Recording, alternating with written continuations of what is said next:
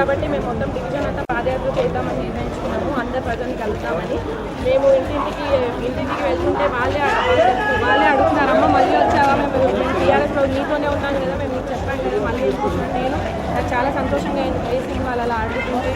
కానీ ప్రజల నుంచి చాలా మంచి స్పందన ఉంది.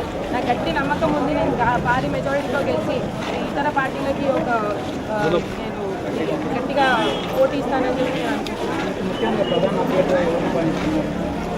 ప్రధాన అభ్యర్థి అనేది ఎవరు లేరు. ఎందుకంటే నా దృష్టిలో ప్రజల నుంచి చాలా మంది సపోర్ట్ ఉంది.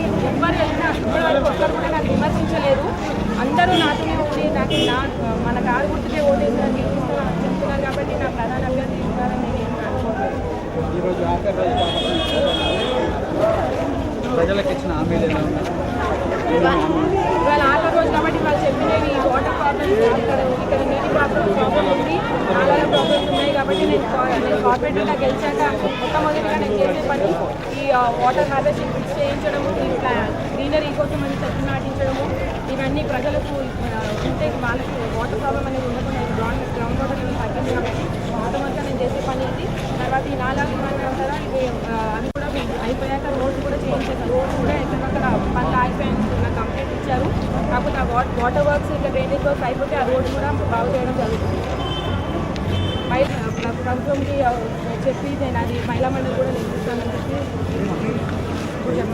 డ్వాక్రా గ్రూప్ నుంచి మహిళల నుంచి మీకు ఎలాంటి ఫిర్యాదు ఉంది? డ్వాక్రా గ్రూప్ నుంచి నాకు ఒక విమర్శ వచ్చిందండి. ఏంటంటే మొన్న పోయినసారి ఉన్న కార్పొరేటర్ గారు కానివ్వండి, మయాజ్ గారు కానివ్వండి, వాళ్ళకి మిషన్లు ఇంకేదో శాంక్షన్ అయిన అమౌంట్ ఇస్తామని చెప్పి ఇవ్వలేదని చెప్పి నాకు ఇచ్చి తీసుకొచ్చారు.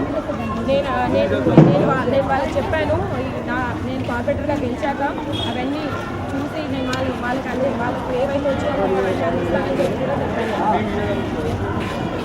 ఇది 135 డివిజన్ నుంచి చింతల మీద 135